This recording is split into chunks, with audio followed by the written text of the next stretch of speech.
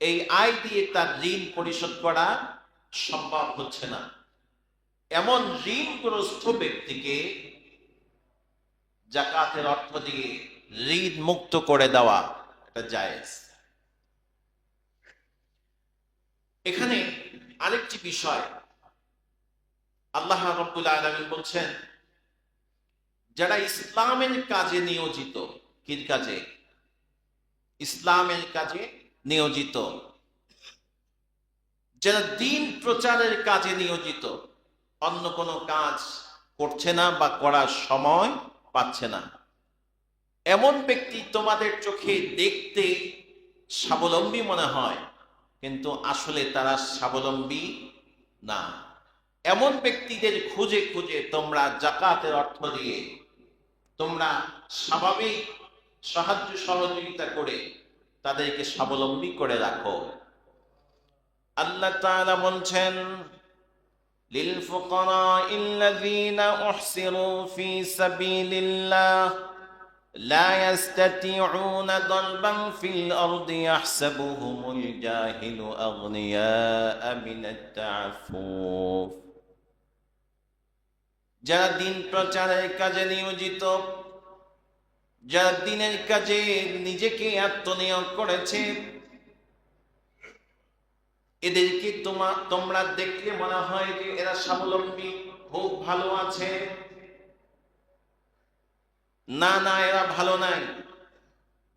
কে বলছেন? লিল ফুকারাইল্লাযীনা উহসিরু ফি সাবিলিল্লাহ লা ইয়াস্তাতিউনা দারবান ফিল আরদি ইয়াহসাবুহুমুল জাহিলু আগনিয়া। জাহেলরা মনে করে, মূর্খরা মনে করে, অজ্ঞরা মনে করে তারা ভালো আছে, আসলে তারা ভালো নাই। একটা বাস্তব চিত্র তুলে ধরি। বাংলাদেশে যারা মসজিদ, মাদ্রাসা, ধর্মীয় লাইনে যারা কাজ করে, তাদের হাদিয়া, তোহফা, বেতন ভাতা যাই বলেন, খুব বেশি না কম? একটু আওয়াজ করেন না, বেশি না কম? ধর্মীয় লাইনে যারা কাজ করে নিতান্তই কম। বাজার দরের সাথে তাল মিলিয়ে ওঠা তাদের জন্য খুবই দুরূহ, ঠিক কিনা? অথচ তাদের পোশাকটা ভালো, চলাফেরা স্ট্যান্ডার্ড, কথাবার্তাও স্ট্যান্ডার্ড।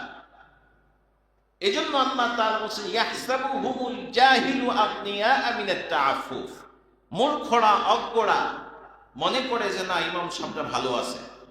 এরা মনে করে না, মাদ্রাসাওয়ালারা ভালো আছে। এরা মনে করে যার ধর্মীয় লাইনে আছে, বক্তাবৃন্দ খুব ভালো আছে, অনেক অর্থের মালিক হয়ে গেছে। এটা মনে করে, আসলে তারা স্বাবলম্বী না। এই সমস্ত মানুষদেরকে খুঁজে খুঁজে, জেনে বুঝে তাদেরকে সহযোগিতা করো। কে বলছেন? আরে কথা বলেন না, কে বলছেন? আল্লাহ তাআলা বলছেন। কেন? যদি এদেরকে চলার মতো স্বাবলম্বী করে রাখা না হয়, যেই খেদমত আপনাদের দিয়েছি ঈমান ও আকীদা রক্ষার জন্য, এই খেদমত থেকে যদি তারা বের হয়ে যায়, তবে জাতির জন্য খারাপই আছে না নাই? আছে না নাই? আছে। এই জন্য এই বিশাল শিল্পকে বাঁচিয়ে রাখার জন্য স্পেশাল আল্লাহ আলাদা আয়াত নাযিল করছেন। কোন প্রশ্ন আছে? আমি ওয়াল্লাহি, আমি আমার জন্য বলছি না, আজকে নতুন করে যে প্রজন্ম বের হচ্ছে, এই প্রজন্ম ভিন্ন পেশায় চলে যাচ্ছে। শুধুমাত্র শহর লেভেল, উপশহর লেভেলে আপনার দেখছেন আলেমদের একটা পর্যাপ্ততা আছে, চাইলেই আলেম পাওয়া যায়। কিন্তু বিশাল 56,000 বর্গ মাইলের এই বাংলাদেশে উপশহর ব্যতীত, শহর ব্যতীত একটা মসজিদে এখন ইমাম খুঁজে পাওয়া যাচ্ছে না। বারবার বিজ্ঞপ্তি দেওয়া হচ্ছে। একটা হেফজ মাদ্রাসায় বারবার বিজ্ঞপ্তি দেওয়া হচ্ছে, হাফেজ পাওয়া যাচ্ছে না। একটা প্রাইভেট মাদ্রাসায়, একটা ইসলামিক কোনো কাজে বারবার বিজ্ঞপ্তি দেওয়া হচ্ছে, আলেম পাওয়া যাচ্ছে না। কারণ হচ্ছে এই সেক্টরে আসলে তার পেট চলছে না, এবং জনগণ তাদেরকে স্বাবলম্বী করার জন্য কোনো পরিকল্পনাই নিচ্ছে না। সেই কারণে তার পরিবার চালানোর উদ্দেশ্যে, নিজেকে চালানোর উদ্দেশ্যে ভিন্ন পেশায় কনভার্ট হচ্ছে। এটা কি আমাদের ঈমান ও আকীদার জন্য ভালো দিক না খারাপ দিক? আমরা বলি ব্যাংকের ছাতার মতো মাদ্রাসা হচ্ছে, বলি না? এই সব ব্যাংকের ছাতার মতো মাদ্রাসা ধরেই নিলাম, সব মাদ্রাসা মিলে যতগুলো স্টুডেন্ট হবে, এক কামুসান শাহ স্কুলে তার চেয়ে 3 গুণ বেশি হবে। কথা বলেন? তাহলে পার্সেন্টেজ অনুযায়ী যেই পরিমাণ আলেম, হাফেজ, মুফতি, মুহাদ্দিস, ইমাম, মুয়াজ্জিন এই দেশে দরকার, তার চেয়ে এখনো অনেক কম প্রোডাক্ট আছে, ঠিক না? এই অনেক কম থেকে যদি আরো ভিন্ন দিকে কনভার্ট হয়ে যায়, ভবিষ্যতে হয়তো বা এমনও সময় আসতে পারে যে জানাজার জন্য ইমাম খুঁজে পাওয়া যাবে না।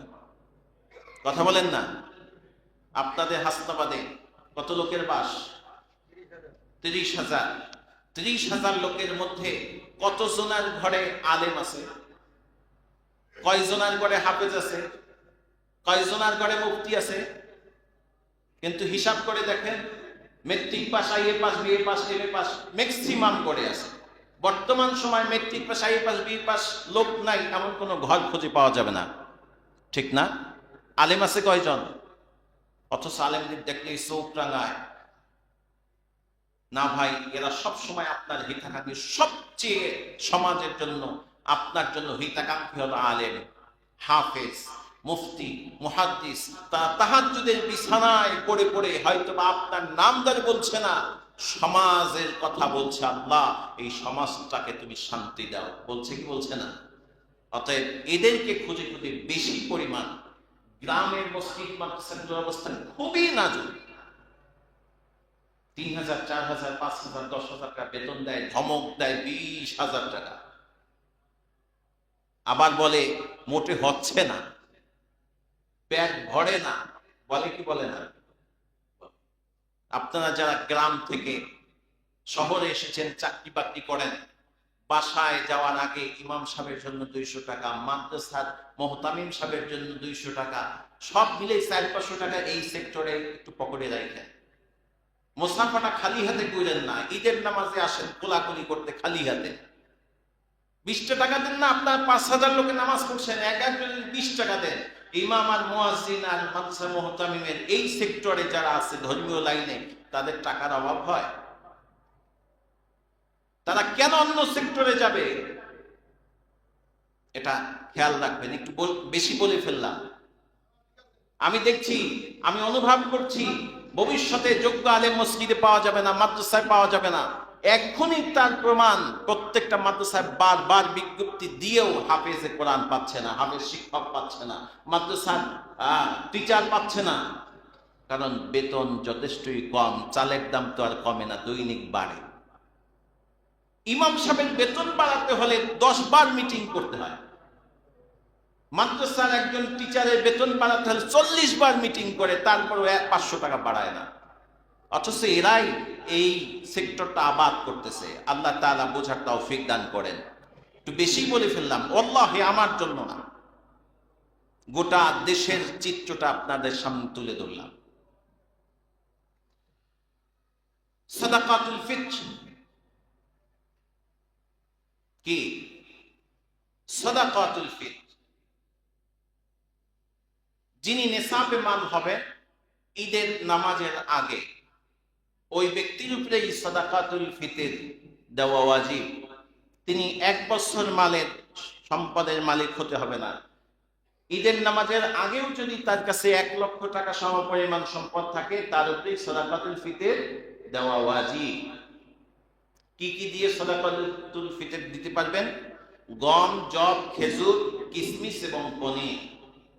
ইসলামিক ফাউন্ডেশন একটা হিসাব করে বলেছেন যে গম দিয়ে যদি আপনি গম বা আটা দিয়ে সাদাকাতুল ফিতর আদায় করেন 110 টাকা, জব দিয়ে সাদাকাতুল ফিতর আদায় করলে 550 টাকা, খেজুর দিয়ে সাদাকাতুল ফিতর আদায় করলে 2310 টাকা, কিশমিশ দিয়ে সাদাকাতুল ফিতর আদায় করলে 1980 টাকা এবং পনির দিয়ে সাদাকাতুল ফিতর আদায় করলে 2805 টাকা। অতএব আপনি যেই মানের ধনী, যেই মানের সম্পদ আছে, ওই মান ধরেই আপনি সাদাকাতুল ফিতর আদায় করবেন। এটাই আপনার জন্য তাকওয়া। এ বিষয়ে আর কারো কোনো প্রশ্ন আছে? জি বলেন। ফিতরা হচ্ছে আপনি গম বা আটা দিয়ে যদি সাদাকাতুল ফিতরা আদায় করেন 110 টাকা, হ্যাঁ,